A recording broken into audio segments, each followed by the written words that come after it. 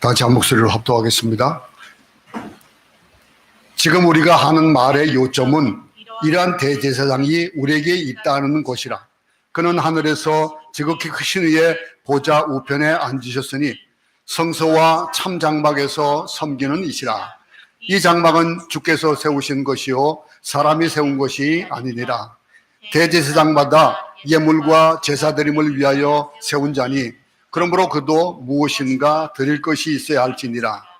예수께서 만일 땅에 계셨더라면 제사장이 되지 아니하셨을 것이니 이는 율법을 따라 예물을 드리는 제사장이 있습니다. 그들이 섬기는 것은 하늘에 있는 것의 모형과 그림자라. 모세가 장막을 지으려 할 때에 지시하심을 얻음과 같으니 이르시되 삼가 모든 것을 산에서 내게 보이던 본을 따라 지으라 하셨느니라.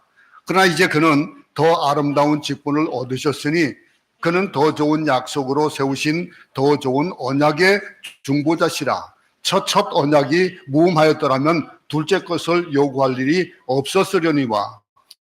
그들의 잘못을 지적하여 말씀하시되 주께서 이르시되 볼지어다 날이 이르리니 내가 이스라엘 집과 유다 집과 더불어 새 언약을 맺으리라.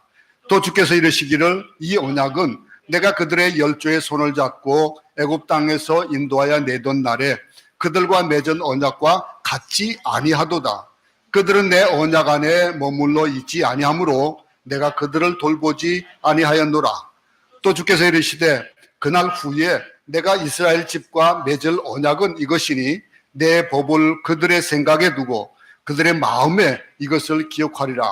나는 그들에게 하나님이 되고 그들은 내게 백성이 되리라.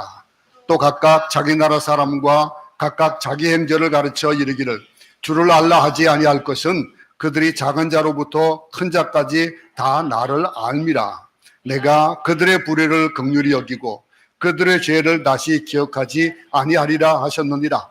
새 언약이라 말씀하셨음에 첫 것은 낡아지게 하신 것이니 낡아지고 쇠하는 것은 없어져 가는 것이니라. 아멘.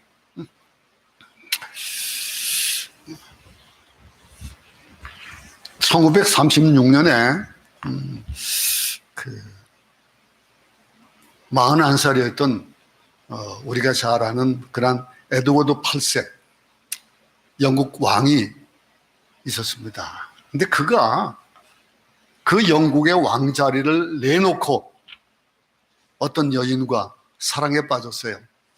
물론 이제 우리 지금 사는 때가 아니기 때문에 잘 와닿지는 않겠지만은 지금의 왕하고 또 그 당시의 왕하고 또 다르거든요. 그러니 그 당시에 그 왕이었던 영국 국왕의 왕관을 벗어버리는 그런 일들. 근데 그 여인이 그렇게 뭐 아주 뛰어난 여인도 아니에요. 이혼을 2번이나 한 여인이에요. 그런데도 불구하고 그는 심슨 여인을 따라서 이 왕관을 내버릴 정도로 그 정도로 아주 아름다운 사랑이 시작이 되었었습니다. 근데 이 엄청난 세계의 사랑을 보는 얘기 재밌죠. 참 재밌습니다. 우리가 남의 얘기를 들으면 참 재밌어요. 그것이 좋든 싫든 남의 얘기 듣는 건 참 좋습니다. 그런데 그들이 그렇게 아름다운 사랑을 했는데도 불구하고 실질적인 사랑은 참 힘든 사랑이었었대요. 그만큼 왕관을 벗게 할 정도로 그 정도의 상의 그 사랑이었는데 그게 사랑이 얼마나 비참했던지 그 여인이 이제 90살이 돼서 돌아가셨다는데 그런데 그 일이 체면 때문에 이혼할 수 없어가지고 살았었대요. 그런 일들. 참 세상에 그런 얘기를 참 많습니다. 근데 그 인간을 인간을 향한 사랑이기 때문에 그걸 비난할 수도 없어요. 우리도 똑같은 사람이니까 그 조소를 이겨내고 할 만한 그런 일들이 못하기 때문에 실질적인 사랑은 그렇지 못했는데도 불구하고 내 일이 아니니까라고 그냥 지나갈 수도 있습니다. 또 그 외에 또 여러 가지 그 예를 볼 수 있겠지만은 우리가 잘 아는 사람도 있습니다. 또 존 F 케네디 대통령도 죽고 나서 그 제키 여사가 우리의 그냥 마음에 들 만한 그런 일들은 안 했다. 우리 지난 역사에 대한 것들을 잘 모르는 분은 그냥 그렇게 지나갈 수도 있겠습니다만서도 그게 그렇게 아름다운 그런 얘기들은 못 되셨습니다. 이렇게 남의 얘기하는 건 참 좋아요. 남의 얘기하는 거, 그들이 아름다웠든 어쨌든 간에 그런 얘기를 하는데, 근데 우리 개인이 하는 거, 우리 사랑에 대한 환상을 가지고 살아갑니다. 남의 떡은 커 보이고 나는 참 힘들고 어려운 것 같은 그런 삶을 살아가요. 그냥 우리가, 근데 그 일들이, 그들이 어쨌든 간에 똑같은 사람들이에요. 똑같은 사람들이고, 똑같은 우리가 추구하는 것들, 막 아름다운 사랑을 꿈꾸고 결혼하지만 결혼하면 또 실망하고 사는 거 그래요, 또. 그러다 보면은 내가 이루지 못한 건 내 자녀들에게 이루기 위해 가지고 또 자녀들에게 그냥 몰두하고 그렇게 살아갑니다. 근데 이 대부분의 사랑의 환상을 가지고 있는데, 그 사랑이 더 멋진 사랑이 있었을 텐데 라고 하면서, 아이고, 그럼 내가 이렇게 저 인간 만나가지고 이러고 살지라고 살아갑니다. 근데 우리 모두가 죄인이기 때문에 실제 삶에 대한 것들은 그렇게 아름다운 삶이 아니에요. 그렇게 좋은 삶이 아닙니다. 우리가 생각했던 것만큼 그렇게 아름답지 못합니다. 어쩔 수 없는 거예요. 우리가 우리 삶 속에는 비참함이 따르고 또 고통이 따르고 할 수밖에 없는 거예요. 왜냐하면 죄인들이기 때문에. 죄인의 삶이 그럴 수밖에 없거든요. 우리의 삶 속에서 성경이 근데 이런 인간적인 사랑에 대한 것들도 좋은 사랑에 대한 막 눈을 뜨는데, 근데 실질적으로 우리에게 대한 사랑에 대한 것들은 우리는 잘 관심을 가지지 않아요. 하나님이 우리를 사랑하신 그 사랑에 대한 거 한번 생각해 보셨어요? 그저 내 손에 안 잡히니까. 응? 성경은 우리에게요, 영원히 목마르지 않는 한 사랑, 그 사랑에 대한 약속이 주어졌다는 거예요. 우리 개인들에게도. 근데 잘 모르고 살아갑니다. 그냥 뭐, 이 목마른 인간이 영원히 사라지지 않는, 영원히 목마르지 않는 그 생수, 예수 그리스도를 만날 때 우리 인간이 생각하는 그 사랑, 그 약속, 이런 것들, 아무것도 거기에 비유할 수 없는 것들이라는 것들을 모르고 산다는 거예요. 그게 우리의 삶입니다. 지금까지 우리가 히브리서를 통해서 공부한 내용이 바로 이런 것들이에요. 우리의 삶 속에서 더 좋은 약속을 우리에게 주신 새 언약의 주인공이신 예수 그리스도, 그분이 누구냐 이거예요. 그분에 대한 얘기들을 쭉 하고 있는 거예요. 7장까지도 그렇게 얘기를 해왔던 겁니다. 근데 지금까지 우리의 삶의 전부였다라고 하는 거, 우리가 살아가는 그 삶, 그분이 지금까지 우리 삶의 전부다 이거예요. 근데 왜 모르고 사냐 이거죠. 그걸 자꾸 얘기해주고 있는 거예요. 그분에 대한 오묘한 설명을 계속해서 이어져 왔던 거예요. 이게 신앙이라는 거, 우리가 믿음이라고 하는 거, 하나님이 제시하신 이 새 언약을 버리고 우리가 생각하던 것, 우리가 추구하는 것들을 따라가는 거예요. 근데 이 일들, 하나님이 제시하신 이 새 언약을 바라고 믿고 선택하는 일이 신앙이라는 거예요. 여러분, 믿음이 있습니까? 신앙이 있습니까? 우리에게 주어진 신앙이 뭡니까? 바로 그거라는 거예요. 우리 신앙은요, 연약하고 절망할 수밖에 없는 그 인간의 사랑과 약속에 기초한 것이 아니에요. 왕관을 내려버릴 만큼 그렇게 아름다울 것 같았던 그 사랑이 결국은 비참한 결과를 만들어내잖아요. 근데 영원하고 변하지 않는 하나님의 주권적인 사랑과 선택에 기초하는 것, 그게 신앙이라는 거예요.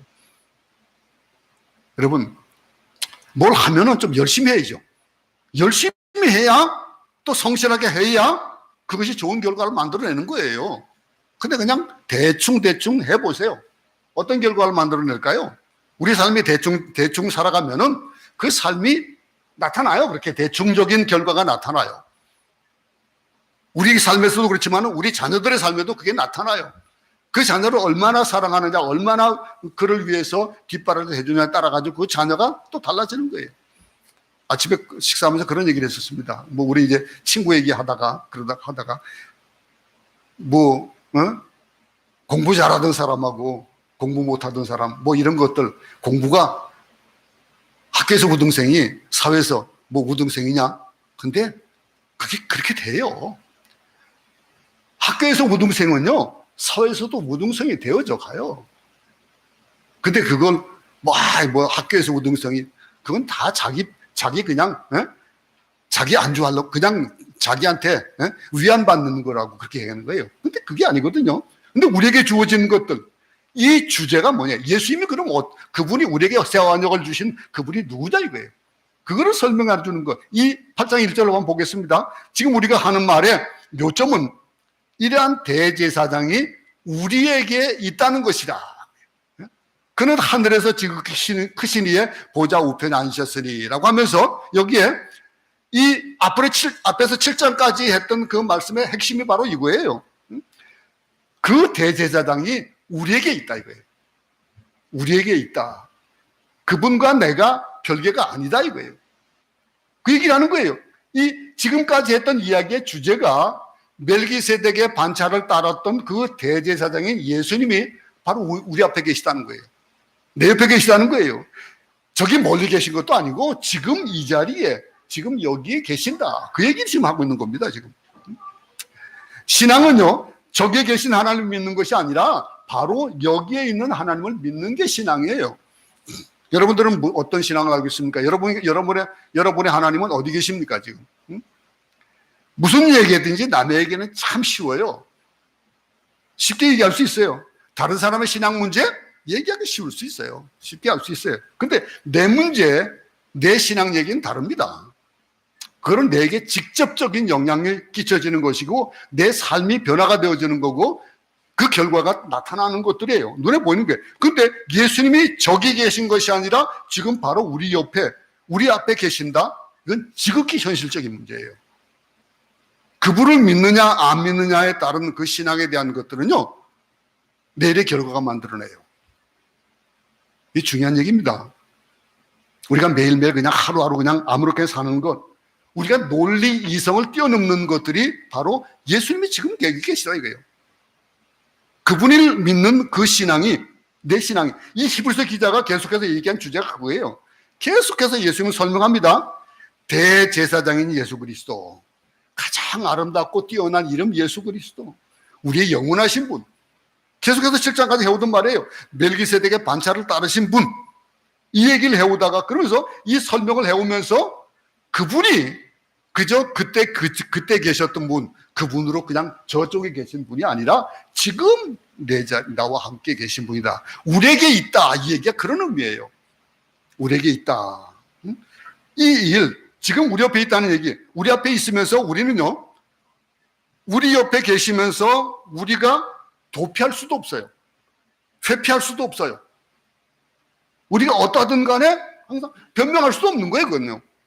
나와 함께 계신다는 거예요. 이 함께 계신, 받아들이느냐 받아들이지 않느냐는 결단의 문제만 남아있다는 그 얘기예요, 지금요. 어떻게 하느냐, 어떤 결단을 내리느냐에 따라 가지고 우리의 삶이 바뀐다는 거예요. 그분은 뛰어나고 찬란하며 시작도 없고 끝도 없는 대제사장이다. 멜기세덱의 반차를 따르는 분이다. 그 하나님의 약속보다도 더 큰 맹세로 하나님이 우리에게 보내주신 분이다 이거예요. 그러면서 우리를 구원하신 분이다. 우리의 구원을 이뤄주신 분이다라고 하는 그 예수님. 앞에 7장 26절에서는요.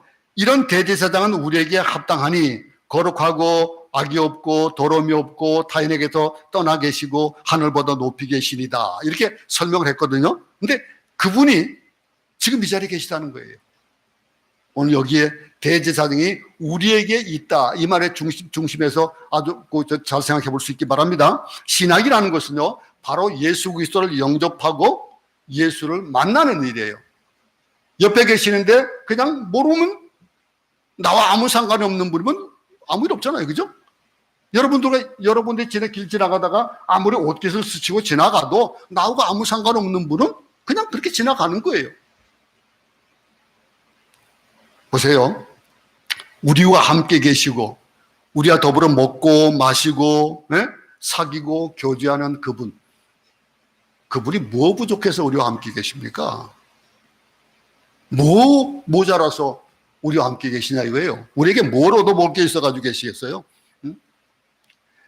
예수님을 영접한다는 것, 예수 그리스도를 영접하고 그분과 영접함으로 말미암아 그분과 더불어 먹고 마시고 사귄다, 교제한다.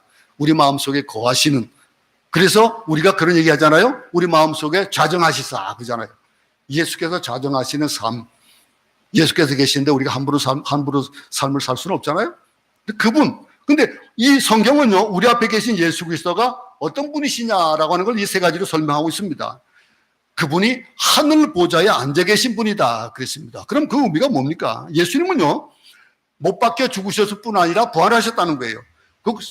이 사망의 권세를 깨뜨리고 부활하신 분, 승천하셨다. 승천하셔서 땅의 보좌가 아닌 하늘의 보좌에 앉아 계시다는 거예요. 그 위엄에 면류관을 쓰고 하나님 우편에 앉아 계시다라고 하는 그분.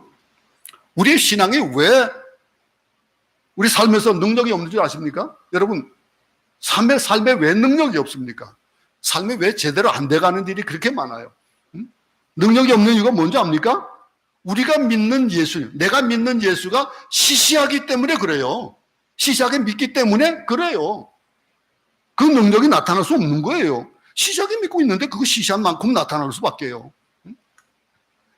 우리 신앙이, 예수님은 우리가 실제로 경험하는 것만큼 시시한 분입니까? 아니에요. 시시한 분이 아니라는 거예요. 우리가 예수님을 시시하게 여긴다라고 하는 거. 아무것도 할 수 없는 분, 미움을 극복할 수 없는 분, 그런 분으로 우리를 만들어가고 살아가요. 내가 사랑하지 못하니까, 내가 용서하지 못하니까, 예수님도 용서하지 않는 분이에요. 내가 사랑하지 않으니까 사랑할 수 없는 까닭에 예수님도 사랑의 능력이 없는 분이에요. 내가 불신앙 속에 있기 때문에 예수님은 아무것도 할 수 없는 무능한 존재가 되어져 가는 것. 근데 그 무능한 존재가 어떤 결과를 나타내겠습니까? 근데 내가 믿는 그 예수에 대해서 여러분의 자녀를 믿습니까? 여러분의 자녀들의 장래가 믿어집니까? 응? 우리가 살아가면서 겪는 일들, 우리의 삶 속에서도 자녀들 한 사람 한 사람에게 어떤 기대를 가지고 사냐 이거예요. 이제 오늘 우리하고 떠나가지고 앞으로 좋은 그런 미지의 세계로 가는 우리 학생 자녀가 있습니다. 그 앞길을 믿냐 이거죠. 부모님 믿습니까? 얼만큼 믿습니까? 그 믿는 만큼 그 아이는 그렇게 되어 가는 거예요. 그 믿는 만큼 그를 위해서 기도할 수 있는 거, 그 믿음 만큼의 그에게 가는 서포트가 가는 거예요.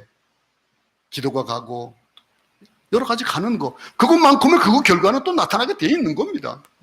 그럼 우리가 살면서요, 예수님께서 우리에게 주어지신 것들, 예수님은 어떤 분입니까? 예수님은요, 대제사장이 된 예수다 그랬습니다. 그럼 대제사장이 어떤 분이에요? 하나님과 인간 사이를 이어주는 분이거든요.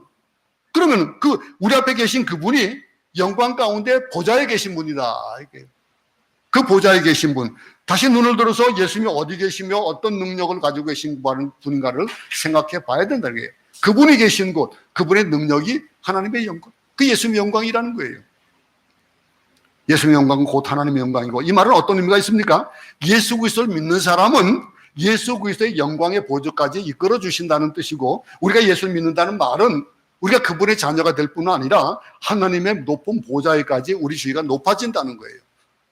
그거를 믿느냐, 이런 까닭에 예수 믿는 사람들은 자부심을 느끼는 거예요. 아니, 자부심이 높을 수밖에 없는 거예요.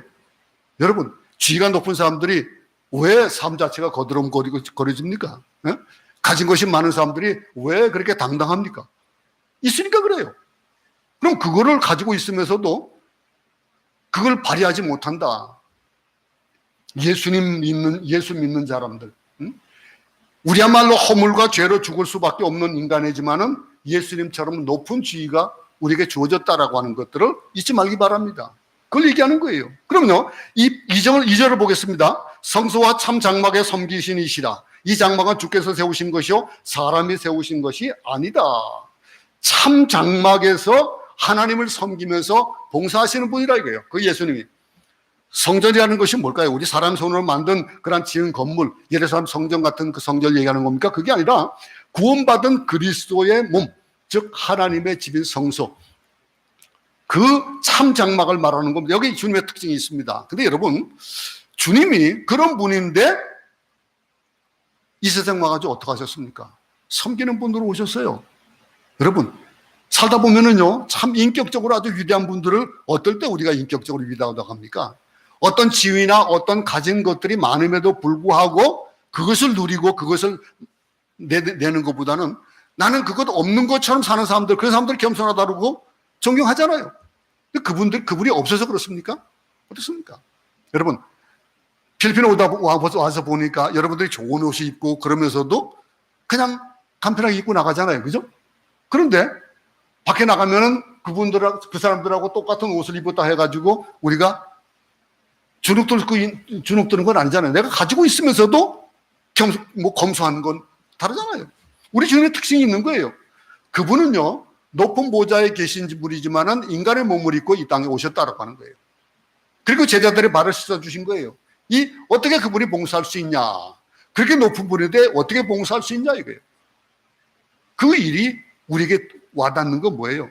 아, 그분이 우리를 그렇게 사랑하시는구나. 사랑하시기 때문에 그렇게 십자가도 주시고 그렇게 우리를 위해서 보좌 앉아 계시면서 우리 하나님과 우리 사이에서 이게 중보하고 계시는 분이구나라고 하는 거. 그걸 깨닫는 거예요. 이 그리스도를 따는 사람들의 참 신앙의 삶이 그거예요.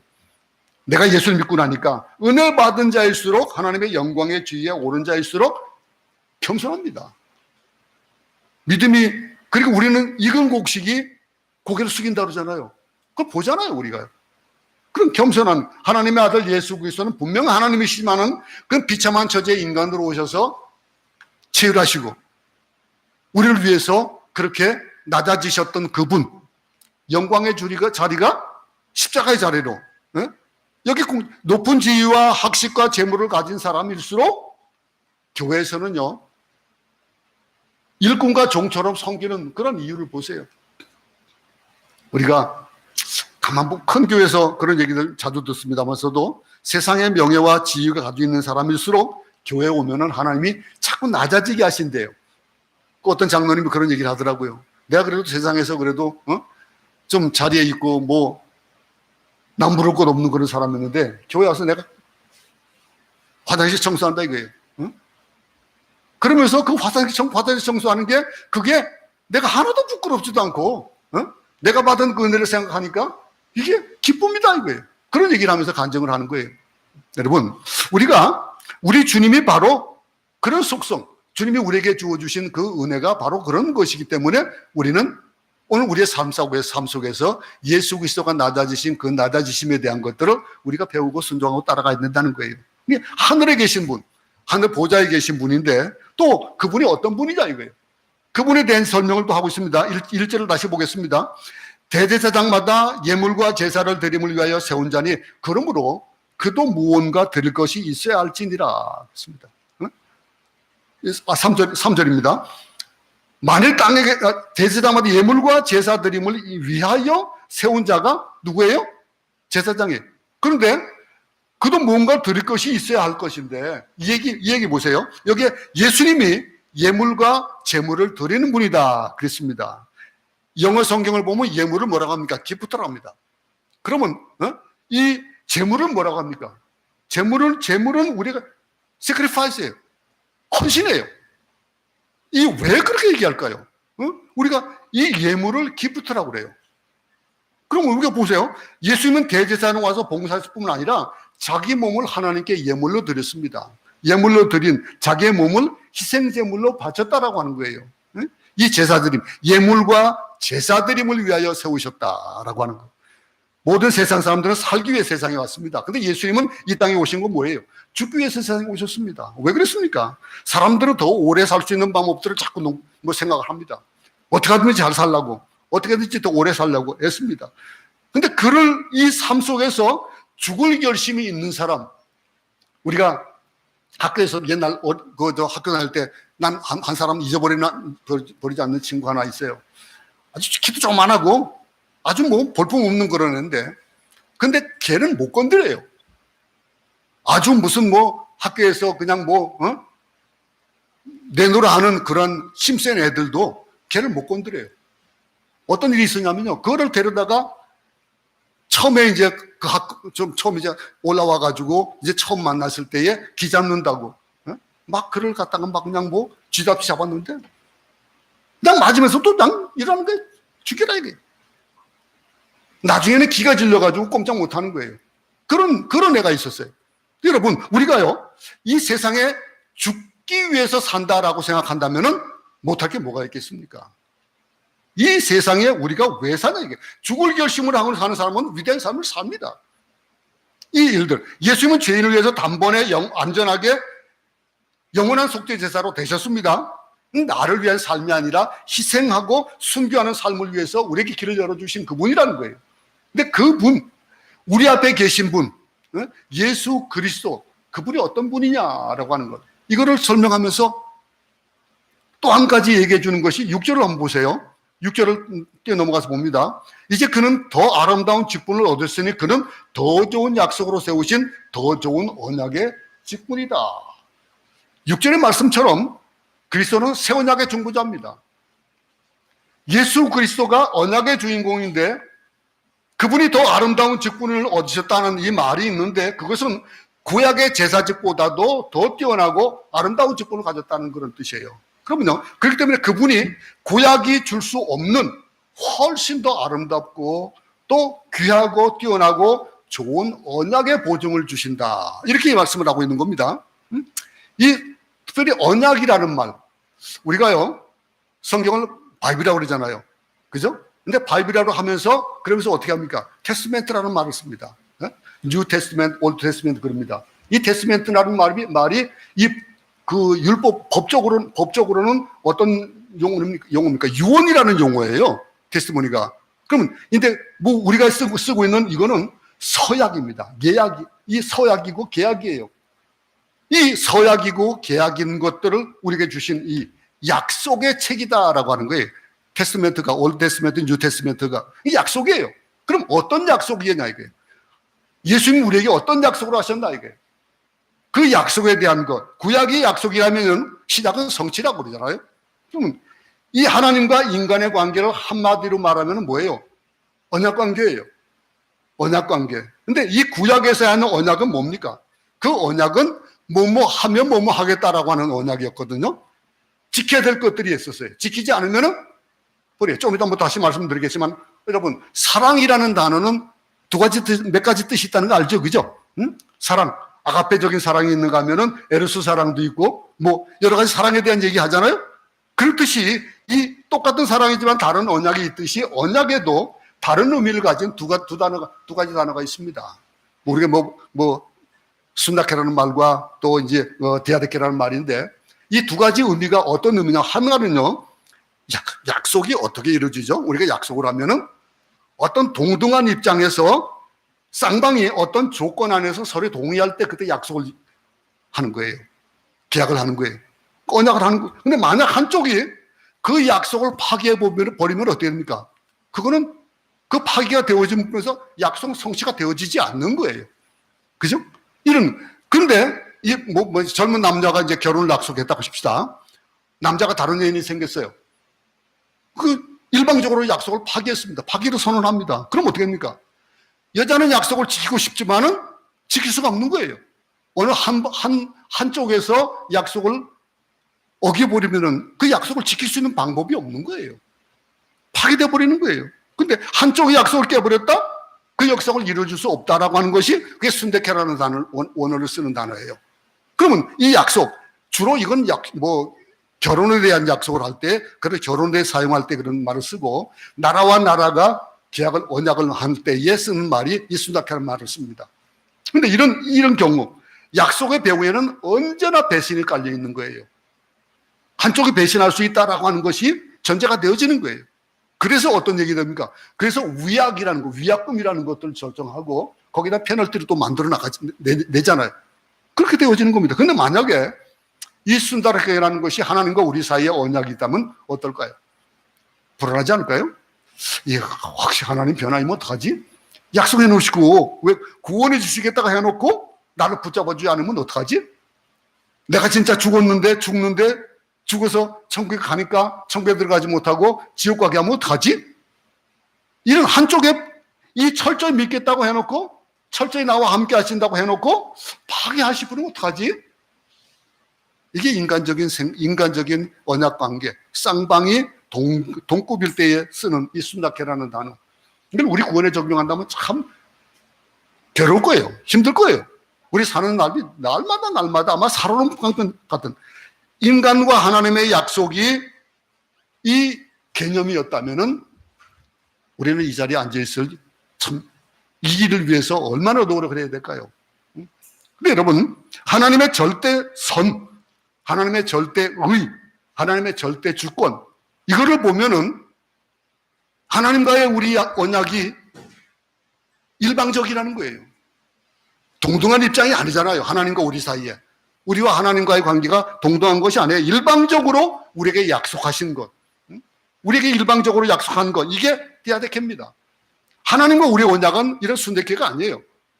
어느 한쪽이 파기하면은 그것이 그냥 깨져버리는 그런 언약이 아니라, 하나님은 어떤 분이에요? 선하신 분이다 그러잖아요.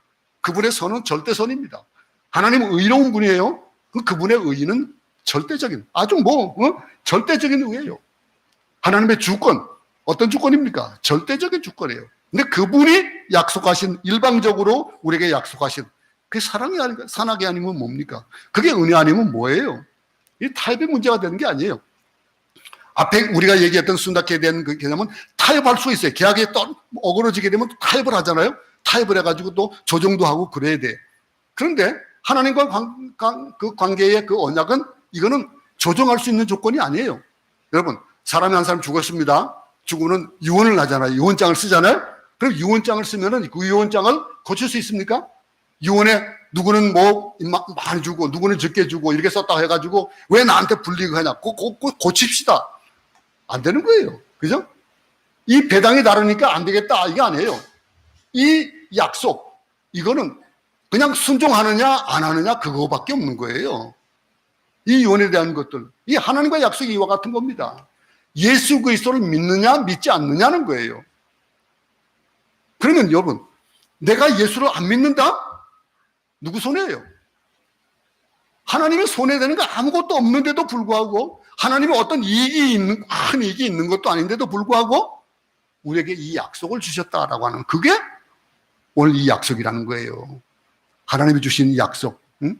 그럼 이 약속이 어떤 약속입니까? 하나님이 세우신 언약이니까 그건 잘못될 수도 없고 파괴될 수도 없는, 비록 내가 그 약속을 파괴했다 할지라도 하나님은 포기하지 않으셔요. 하나님은 그 사랑으로 우리를 감싸주시기 때문에 이 하나님의 사랑이 우리의 파기를 뒤덮는 거예요. 이 언약의 깊이, 그 은혜가 있기 때문에, 은혜를 받고 예수를 믿고 구원받은 것은 하나님의 이 언약에 보증이 되어 있는, 약속이 되어 있는 거예요. 오늘 이 말씀 보세요. 말씀 보세요. 이 더 좋은 약속의 언약이다라고 하는 얘기. 더 좋은 약속. 세상에 어떤 약속이 이것보다 더 좋을 수 있겠습니까? 일방적인 하나님의 약속. 이 언약의 주인공이 누굽니까? 예수 그리스도예요.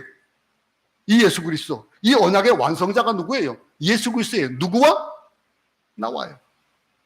여러분 개인과. 이 예수 그리스도가 말씀하신 이 새 언약의 성취로 예수님께서 이 땅을, 누구든지 성령의 도움을 받아서 예수 그리스도를 주라고 시인하는 자에게는 어떤 일이 있다고요? 하나님의 자녀가 되는 권세를 주신다 그랬어요. 주라고 시인하면 돼요. 어떤 것은 다른 것이 필요한 것이 아니에요. 이게 바로 우리가 생각하고 싶은 언약, 이게 새 언약이에요. 새 언약의 중심 개념이 바로 그겁니다. 이제 좀 그 개념 쓰죠? 우리가 생각하는 것들, 내가 하나님을 잡아야 되고, 내가 하나님이 구원을 주시는 그거를 내가 잡아야 구원을 얻는 것이 아니라 하나님이 일방적으로 주시는 구원이라는 거예요. 그럼 그 구원을 받았다면 우리는 어떤 삶을 살까요? 함부로 살 수 있겠습니까? 그 감사, 감격. 내가 물에 빠져가 막 죽게 됐는데 나를 건져준 사람에 대해서 어떤 보온을 하고 살아갈까요? 내 생명의 의인이다. 근데 새 언약의 특징이 뭐예요? 이 특징이 7절부터 13절에 나타나는데 5가지로 설명되고 있습니다.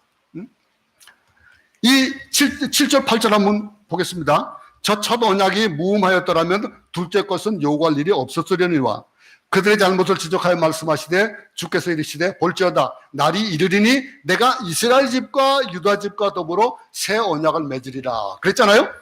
이 특징이, 새 언약은 구약의 예언과 구약의 언약과 다르다 그렇게 말씀하고 있어요. 구약과 다르다는 거예요. 이렇게 정의할 수 있는 새로운 아이디어는 아니다 이거예요. 그러나 구약의 율법은 아니다. 그럼 이 히브리서 저자가 8절에서 이래의 말씀을 인용하고 있거든요. 예레미야 31장에 보면요, 31절 34절에 이렇게 되어 있습니다. 이제 너희들 남북에 갈라질 것이다. 북이스라엘과 남유대가 갈라질 것이다. 그리고 다시 통일될 것이다. 그리고 다시 통일되고 그때 내가 새 언약으로 너희를 통일시킬 거다. 그 얘기를 하고 계시거든요. 그러면 그 말씀이에요. 이사야서에서는 새 일을 나타내신다라고 하신 말씀으로 말씀했고, 에레미야서는 새 언약을 주시는 것으로 이렇게 말씀하신 그 언약이에요. 오늘 본문의 언약이에요. 당시 사람들이 무슨 뜻인지 모릅니다. 이 새 언약의 개념은 히브리서 기자가 새로 만들어낸 것은 아니에요. 새로 만드는 것이 아니라 그게 성경의 개념이고 그게 하나님이 주신 개념이에요. 이 일들, 예레미야를 통해서 이미 주셨던 하나님의 역사에 종말에 이루어질 예수 그리스도를 통한 완성에 대한 언약, 예수 그리스도를 이 땅에 보내주실 것이다 라고 하는, 아직 예수가 안 왔을 때는 이해할 수 없는 그 예수를 보내주셨다 이거예요. 그러니 이 히브리서 기자가 우리에게 얘기하는 건 뭡니까? 그분이 우리와 어떤 관계냐라고 하는 까지 이제 설명을 해줄 겁니다. 여기 보세요. 이 새롭게 한다. 이 새롭게 한다는 말도 두 가지 뜻이 있어요. 한 가지 뜻은, 한 가지 말은 우리가 이 어떤 것이 지나면은, 우리가 시간이 지나면은 새로워지는 것을 얘기할 때 쓰는 단어가 한 가지가 있고, 오늘 얘기할 것도 없지만 어떤 질적인 변화로 새로워지는 것도 얘기할 때에 그런 단어로 두 가지 단어를 씁니다. 새롭게 되어졌다. 예수를 오래 믿었다고 새로워지는 건 아니에요. 예수를 오래 믿었다고, 교회를 오래 다닌다고 믿음이 좋아지는 것도 아니라는 거예요. 새로워진다라고 하는 의미가 뭘까요? 여러분 생각해 보세요. 여러분들은 예수 믿기 전과 예수 믿고 나서의 그 후가 바뀌었냐 이거예요. 그 바뀌는 것, 이게 본질이 바뀌는 거예요. 본질이 바뀌는, 오늘 여기 본문에 얘기하는 새 변화는 바로 그런 겁니다. 본질이 바뀌는 거예요. 물이 포도주처럼 변하는 것, 내 본질이 바뀌어야 되는 거예요. 예수 믿기 전과 예수 믿고 나서가 바뀌어야 되는데 우리는 아직도 예수 믿기 전의 삶이 그냥 그대로 있는 거예요. 그러면서 교회 나오는 것 가지고 변했다 이렇게 얘기를 한다니까요. 오늘 7절 말씀에 첫 언약이 무흠하였더라면 둘째 것은 요구할 일이 없을 것이다. 이 새 언약에 대해 말하고 있습니다. 이 특징이 8절 보겠습니다. 주께서 이르시되 볼지어다 날이 이르리니 내가 이스라엘 집과 유다 집과 더불어 새 언약을 맺으리니 있습니다. 여기에 이스라엘 집과 유다의 집을 포함하는 거예요. 이 언약의 말씀에는 이 두 집이 새 언약으로 묶어질 것이다 이렇게 얘기를 하고 있거든요. 근데 무슨 의미일까요? 이 새 언약은 모든 것을 다 포함한다는 거예요. 우리 주 예수 그리스도는 한쪽만을 위한 것 진리가 아니라 전체를 위한 진리다라고 하는 거. 로마서에서 그런 말씀을 많이 해주고 있잖아요. 복음이 이스라엘 민족을 통해서 들어왔습니다. 우리 로마서 강의할 때 다시 한번 생각해 볼 수 있기 바랍니다. 복음이 이스라엘가, 그래서 그것이 어디로 갔다고요? 이방인에게로 갔다. 기억나십니까? 네? 얼굴 표정 보니까 기억 못하는 것 같아요. 막 그냥 이 로마서에서 얘기하는 그것이 그 복음이 그거예요. 그러니 이방족 속에는 우리에게까지 믿음이 왔다라고 하는 것, 이게 이스라엘 민족과 유다 민족을 나눠볼 수 있는 그런 것들. 근데 이스라엘 백성이 복음을 거부했습니다. 그래서 역사가 끝났냐 이게 아니라는 거예요. 하나님이 이스라엘 백성을 다시 복음화로 끌어들이시고 그렇게 해서 새 언약은 하나의 종교를 이루어낸다. 그 종교를 누구를 위해서? 예수 그리스도를 통해서 이루어졌다라고 해요. 이게 유다와 이스라엘 집을 통과하는 것. 또 한 가지 특징을 9절에서 얘기하고 있습니다. 9절 한번 다 같이 한 목소리로 읽어보겠습니다. 시작. 또 주께서 이르시기를 이 언약은 내가 그들의 열조의 손을 잡고 애굽 땅에서 인도하여 내던 날에 그들과 맺은 언약과 같이 아니하도다. 그들은 내 언약 안에 머물러 있지 아니하므로 내가 그들을 돌보지 아니하였노라. 이 언약에 대한 것. 새 언약은 출애굽할 때 모세에게 주었습니다. 근데 그 준 율법과 이 새 언약은 다르다는 거예요. 모세에게 주었던 율법과는. 구약의 언약은 조건적인 언약이에요. 아까도 말씀드렸지만은 이스라엘 백성이 순종할 수도 있고 순종 안 할 수도 있어요. 이게 순종하지 못했음으로 말미암아 그들은 어떻게 됐습니까? 나라를 잃는 그런 일들을 당했어요. 이 일들. 하나님의 심판이 오고 하나님이 더 이상 돌봐주지 않는 것으로 되어 있는 것이 구약이에요. 구약의 율법에 얘기하는. 그러나 신약의 새 언약은 그렇지 않습니다. 구약의 율법과 같지 않다. 그래서 신약은 우리는 은혜의 사건이다.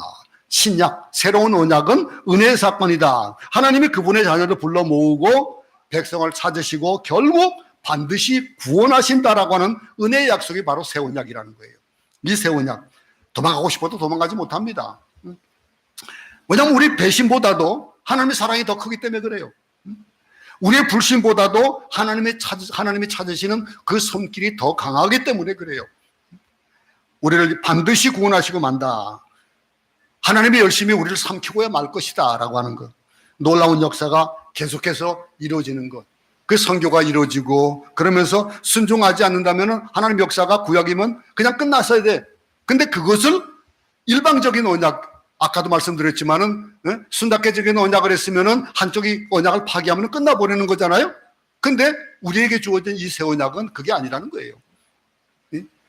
이 특징이 10절, 또 한 가지 특징이 10절에 나타납니다. 10절 한번 읽어보겠습니다. 시작. 또 주께서 이르시되 그날 후에 내가 이스라엘 집과 맺을 언약은 이것이니 내 법을 그들의 생각에 두고 그들의 마음에 이것을 기억하리라. 나는 그들에게 하나님이 되고 그들은 내게 백성이 되리라.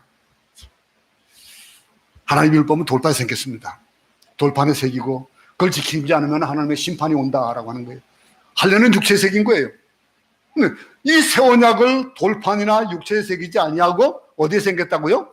내 마음에, 내 생각에 새겼다. 그렇게 말씀하고 있는 겁니다. 이 말은 참 예배는 이 산에서 드리는 것도 아니고 저 산에서 드리는 것도 아니다라고 요한복음 4장에서 얘기하듯이 신령과 진정으로 예배하는 그 예배에 대한 거예요. 그것이 오늘 이 교회인, 하나님의 교회인 우리의 마음과 우리의 생각에 당신의 뜻을 두고 그 언약의 성취를 이뤄나가신다라고 하는 거예요. 여러분, 이게 아주 대단한 얘기입니다. 이 얘기를 두고 가슴이 뛰어야 돼요. 가슴이 쿵땅쿵땅 뛰어야 돼요. 내가 이 받은 것에 대한 것들을 정말로 전율을 느껴야 돼요. 그냥 한쪽 귀에 두고 한쪽 귀에 걸리는 게 아니에요. 참된 예배는요, 외적인 그런 태도나 형식에 대한 것이 아니에요. 진실한 마음에 달려있다라고 하는 거예요. 어디에서 드리든 어떻게 드리든 그 예배는 정말로 하나님 앞에서 하나님의 존전에서 코람대오로서 예배를 드리는 그런 예배가 되어져야 된다는 얘기예요. 왜냐하면 우리 생각과 우리의 마음에 그것을 주신 언약이 있기 때문에 그렇다라고 하는 거예요. 마지막으로 특징이 11절에 나타납니다. 다시 한번 또 읽겠습니다. 시작. 또 각각 자기 나라 사람과 각각 자기 형제를 가르쳐 이르기를 주를 알라 하지 아니할 것은 그들이 작은 자로부터 큰 자까지 다 나를 압니다. 그렇습니다. 새 언약은 인종과 국적과 신분의 고하를 초월합니다. 누구든지 예수 그리스도 안에서 모든 문제를 통과하게 되었다는 거예요. 요즘 아마 우리 저기 미국에 있는 손자가 막 그 학교에서 그걸 인종에 대한 걸 배우나 봐요. 그러면서 할아버지 유치원에서 아마 그걸 가르치는지 할아버지 우리는 어떤 사람인지 알아요? 우리는 화이트가 아니고요. 옐로예요. 얘기하는 거예요. 그러면서 그게 무슨 뜻인지 알아? 그랬더니 아마 그런 얘기를 아마 유치원에서 아마 얘기가 있었던 모양이에요.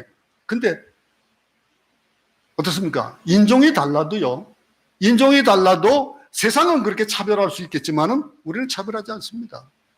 우리는 차별받지 않아요. 이 특정한 이들에게만 구원을 주어주신 것이 아니라 예수 그리스도의 이름을 부르는 모든 자들에게 구원을 주셨다. 이렇게 말씀하고 계시잖아요. 흑인이나 백인이나 황인이나 유식한 사람이나 무식한 사람이나 높은 죄에 있든지 낮은 죄에 있든지 간에 주님은 이런 것을 문제 삼지 않는다는 거예요. 이 모든 자들이 다 누구든지 여기에 부르는 대로 각기 나라 사람, 각각 다른 자기 나라 사람, 각각 자기 형제를 가르쳐 주를 알라 이렇게 하지 않아도 되는, 작은 자부터 큰 자까지 다 나를 안다 이렇게 표현하고 있는 거예요. 우리가 다 주의 이름 아래 모였고 주의 이름을 천하에 전하게 되는 것, 교회 안에는 파별이 있을 수 없잖아요. 그럼 이 놈다지가 있으면 안 되는 것들이잖아요. 누구든지 받아들여야 되고 누구든지 와서 예배드리고 구원받아야 될 장소가 되어지는, 그것을 오늘 얘기하시면서, 그러면서 12절에 마지막 12절에 뭐라고 하겠습니까? 내가 그들의 불의를 긍휼히 여기고 그들의 죄를 다시 기억하지 아니하리라 하셨느니라. 그러면서 13절에 새 언약이라 말씀하셨음에 첫 것은 낡아지게 하신 것이니 낡아지고 쇠하는 것은 없어져 가는 것이니라. 여러분, 시편에 보면 누가 행복한 자로 했습니까? 행복한 사람이 누굽니까? 허물을 사함을 받고 죄가 사라진 자가 그게 행복한 자다라고 시편 32편에서 말하잖아요. 새 언약의 본질적인 특성은 불의를 긍휼히 여기시고 죄를 다시 기억하지 않는다라고 이 8장 12절에서 말씀하시는 이 일. 그러니 우리가 가지고 있는 언약이 어떤 언약이라는 거예요. 어떤 삶을 살아야 되겠습니까? 그러면 우리가 어떤 하루를 살 수 있겠습니까? 그렇게 주눅들 살겠습니까? 막 그냥 뭐 코로나에 꼼짝 못하고 막 그냥 살아가야 되겠습니까? 어떤 환경에 치여가지고 살아가야 되겠습니까? 구약의 율법에서는 볼 수 없는 사랑과 용서와 긍휼을 예수 그리스도의 십자가에서 볼 수 있다, 이렇게 얘기를 하고 있잖아요. 구약 시대에는 하나님과의 관계를 유지하기 위해서 막 율법을 지키고 막 그냥 뭐 선한 노력을 계속해야 됐는데, 근데 지금은 성령을 통해서 예수 그리스도를 영접하고 믿기만 하면 은혜의 세계 속에 들어갈 수 있다라고 하는 것. 오늘 이 말씀을 듣고 우리의 가슴에 뛸 수 있기 바랍니다. 내가 어떤 존재다라는 것을 깨달아 알아서 하루를 힘있게 살 수 있기 바랍니다. 한 주간 살아가면서 하나님의 은혜의 새 언약의 관계를 보증받게 되었다. 그 보증이 누구의 가운데 누가 있어서 예수 그리스도의 보혈로 보증하셨다는 거예요. 피로. 예수 그리스도를 믿을 때 하나님의 사랑이 이런 언약에 깊이 뿌리 박힌 그런 언약이다. 새 언약이라는 게 그 언약이 하나님과 우리가 맺은 언약이다. 하나님과 우리 사이에 맺은 구원 언약이 바로 그런 언약이라는 거예요. 여러분, 제가 무슨 뭐 꼭 예를 안 들고 막 그냥 해도 아마 이 말씀은 그냥 이해가 갈 겁니다. 응? 어려운 말씀이 아니에요. 히브리서를 그렇게 보면 참 어렵다고 얘기하시는데 어려운 게 아니에요. 그 세부적인 것, 다른 게 아니에요. 새 언약은 인간의 노력이 아니라 하나님의 긍휼이고 용서며 사랑이다라고 하는 거예요. 이 사랑을, 이 긍휼을 받아들이기만 하면 된다는 거예요. 어떤 조건, 일방적으로 깨지고 하는 그런 세상적인 약속이 아니라 하나님 그냥 우리에게 주신 이 모든 것들을 우리가 받아들이기만 하는 거는 결정하기만 되면 되는 거예요. 약속이 얼마나 놀랍고 얼마나 변함없고 진실한 것인지를 깨닫고 살아갈 수 있는 방법, 그건 뭡니까? 내가 예수 그리스도를 구주로 영접하고 그 주님이 내 안에 계시고 나와 하나님과의 관계가 이런 언약 속에 있다라고 하는 확실한 믿음을 가지고 살아가면은 이 한 주간 우리는 승리하며 살 수 있을 것입니다. 승리하는 한 주간 될 수 있기를 간절히 바랍니다. 하나님 아버지, 하나님이 우리가 무엇이 간데 이렇게 하나님께서 새로운 언약, 정말로 세상에 어떤 것들로 비교할 수 없는 이런 언약을 주셨는지요. 고맙습니다. 이 언약을 붙잡고 정말로 승리하는 한 주간의 삶을 살아갈 수 있도록 도와주시옵소서. 예수님 이름으로 기도드렸습니다. 아멘.